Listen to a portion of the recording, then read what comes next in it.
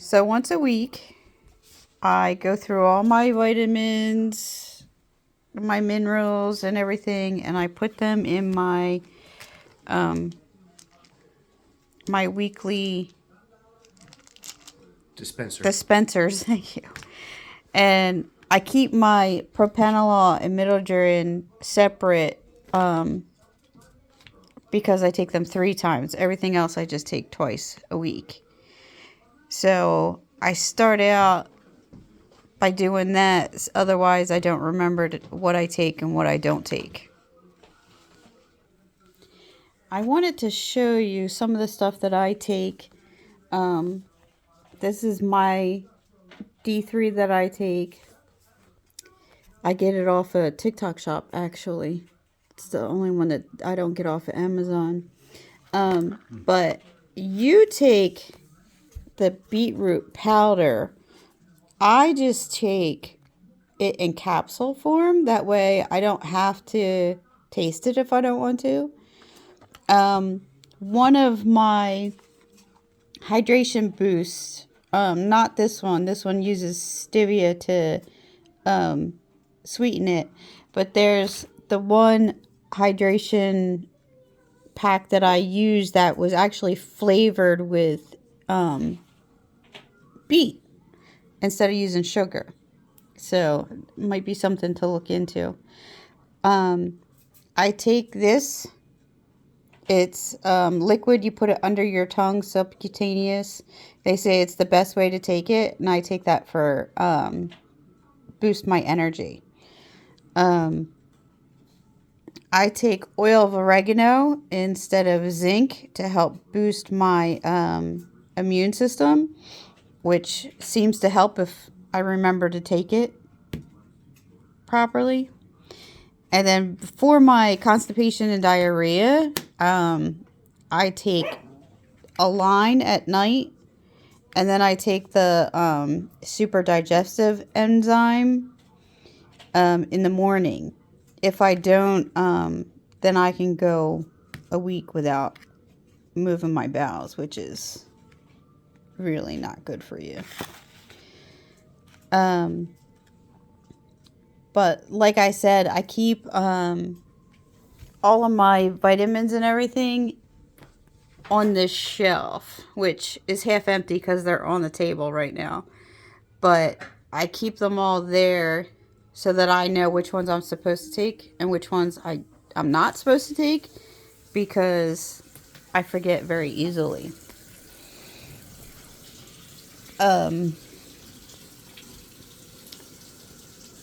But I have to put them in these containers. Otherwise, I don't remember whether I taken them or not.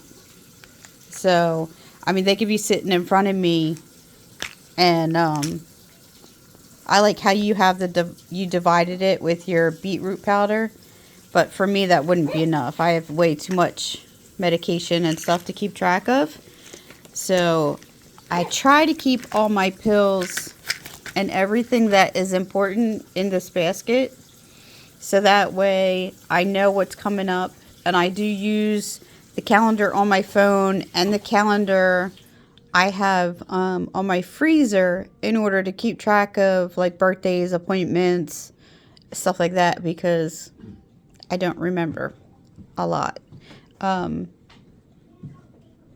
I do have issues with my memory, so that's part of like I try to put things in the same place so that I know where they are. Like my pens, my pencils, my notepads, because I always make notes. You can see I was writing down my dosages that I take for my that Dr. DePache had put me on. And he took me off some. The zinc they told me I could stop taking because I was taking this, and for whatever reason they told me that I could stop taking it. So I might start taking magnesium again because I've been having cravings for chocolate, and a lot of that they say stems from being short in magnesium. So I've been checking that out. This is kind of like what you have, but he broke down like what's going on with me and why I take certain medications so that I can take this to other doctors so that they know why I'm taking specific medications and the amounts. If you look at the nortriptyline, they say that it wants me to keep a low dose to reduce my vagal tone from my passing out. But I take 25 milligrams of nortriptyline because my neurologist was wanted to use a medication that I was already taking to help with my migraines. So I take 25 of the nortriptyline, and that actually staves off most of my migraines. Like, I might have a headache now and again, but if I'm taking the 25 milligrams of the nortriptyline, then it helps. I tried to reduce it back to the 10 milligrams that they wanted me to take, but my migraines came back in full force. So I do try to make sure that I take it. And of course I have medicine for everything. My exercise, I can't do a lot of these because of my because of my EDS. So instead of like going on a bike or doing the leg lifts or anything, I go into the pool, which has been amazing for my body and my stress levels and different things that I can't do on land that normal people can. I usually, if I exercise, even if I'm doing the low and slow like they recommend, I can pass out. So what I do is, when I hurt my back earlier last year, a doctor, an orthopedist, recommended that I do aquatherapy. So it took me a while to hunt down a place, but I found a place in Cherry Hill that did the aquatherapy, and that helped me gain mobility, a lot more mobility than I had at the time. And because of my passing out, my mom did it with me, and she still does it with me. Now we go to the gym. We go to a gym in Medford because they have a pool and they have aquatherapy classes that we take. So by doing that, it's helped my mom also, because she's been having a lot of back pain and shoulder and stuff. So we've both been doing the aquatherapy, which has seemed to help a lot. I have to monitor my blood pressure. I have to take it several times a day. I was using the autonomic protocol, which is where you lay down, you're laying down, you take your blood pressure, then you stand up and you take your blood pressure. And they want you to measure, how many points it drops, stuff like that. But I was getting phone calls constantly from the cardiologist monitoring my blood pressure because my blood pressure was so low. And I told him, I said, well, I was taking it first thing in the morning, so it wasn't with my medication.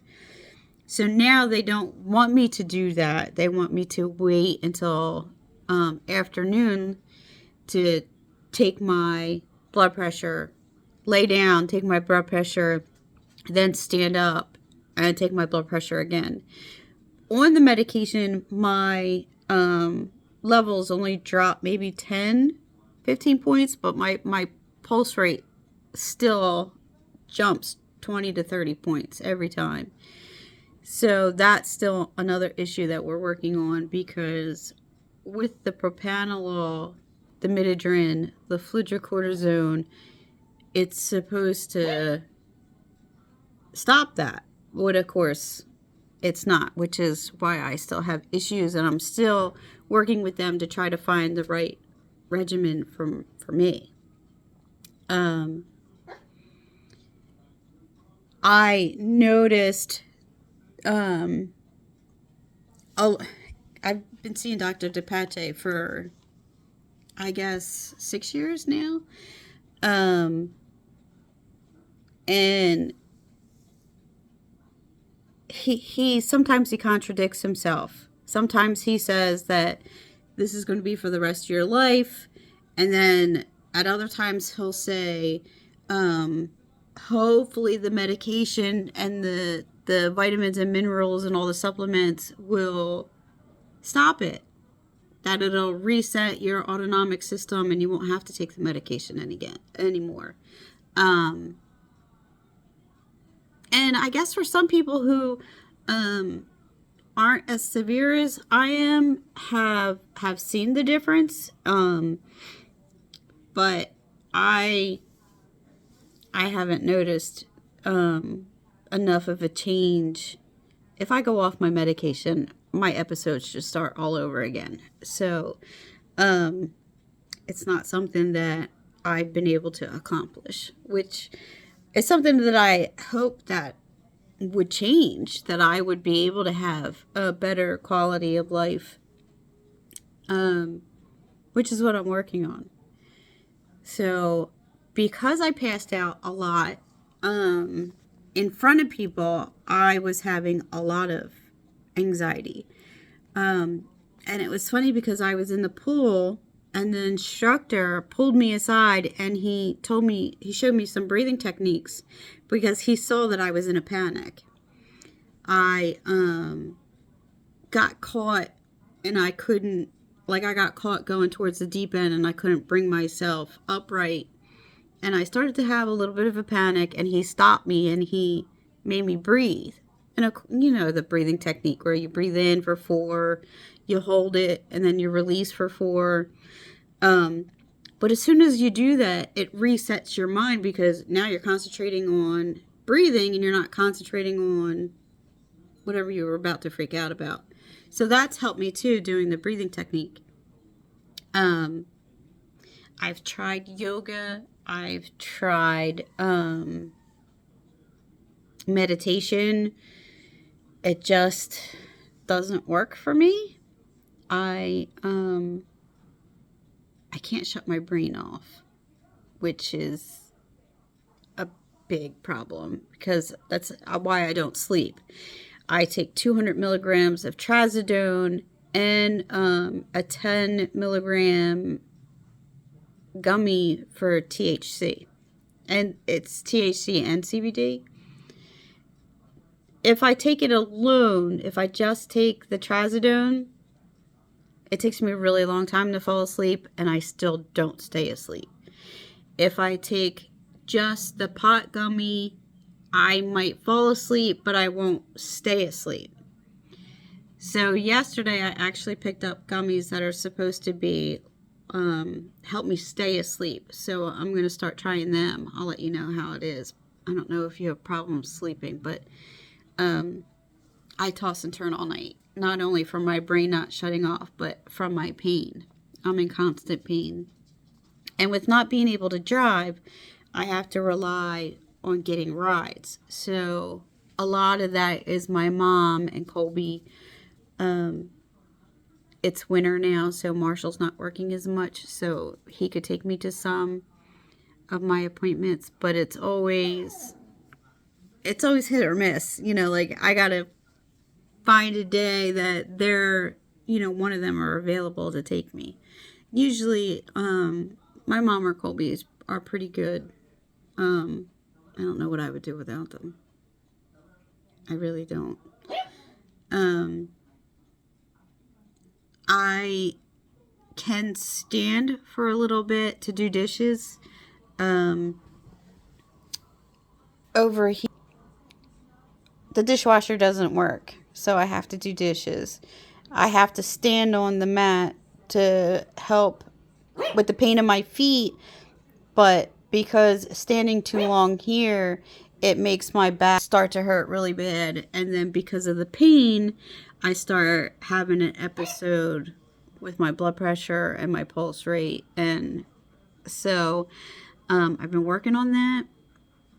I have a really hard time going upstairs where the shower is. So I was going to the gym and shower in there. It makes life easier. It really does. Because going up the stairs, I go up the stairs and I can have an episode. I have to sit and rest before I can even attempt to get in the shower. And then after the shower, I have the vent on the whole time because if it gets too hot in there, it gets too steamy, again, I can pass out. And passing out in the shower is not a good thing. I've done that, ended up in the hospital. Firefighters seeing my naked fat butt. So, yeah, wasn't pleasant. So I do, when I do shower up there, I use a shower chair so that I can sit when I start to get too overheated. So I've learned a lot of compensation techniques that you might not need, or you might, like going outside. You were talking about how going outside during the summer is hard on you. I have brought ice packs out with me when I go outside if I'm going to a picnic or somewhere, and try to put like ice packs under my boobs or like between my legs just to try to cool down, your core body temperature. Of course, going in the pool was always the best way to relieve that, but I passed out in the pool, which is why I can't be by myself. So, yeah, a lot of things have, like, I've had to compensate for a lot of things in my life because I can't do them normal anymore. I can't stand to be outside when it's hot during the summer. The heat, the humidity, they automatically like trigger an episode. So I have to try to make sure that I'm in air conditioning or in the shade with a lot of salt water, with a lot of the hydration packets. I was these Vitasium chews. They are amazing. They are made for POTS. I don't know if I've ever really showed you the bottle. Not just to maintain your electrolyte levels, but to support your cognitive function and reduce dizziness. I've been taking these and they stave off my dizzy spells. So I might only chew one, but it helps. It helps a great deal. These are amazing. I would recommend you get these and just carry them with you in case of like you're outside or you're with the kids and you start to feel dizzy. Take one or two of these and it'll help you until you can get somewhere safe where you can rest. These have been a godsend. I take them before I shower, so that if I do become dehydrated or something, this actually helps. I drink a ton of water. I refill this thing. It's 32 ounces. I refill it several times a day. when I take my vitamins and all that stuff, I try to drink regular water. If I'm starting to feel dehydrated and I didn't take one of my Vitasiums, I'll drink one of the electrolyte drinks. But I'm going to have to look up which ones I were taking before, because they were like hydration IV. But it says no sugar, but they do use the stevia.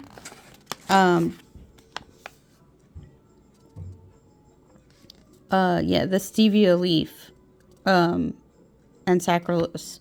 So, they might not put real sugar in it, but they're adding the stevia. So, I like the other ones because it didn't have any stevia or artificial sugars or anything like that. It was sweetened by the beetroot, which was the Dr. DePache was telling me how awesome that is, because it's not the regular hydration boost. It's one of the sugar free hydration. I think it was hydration IV. I really do.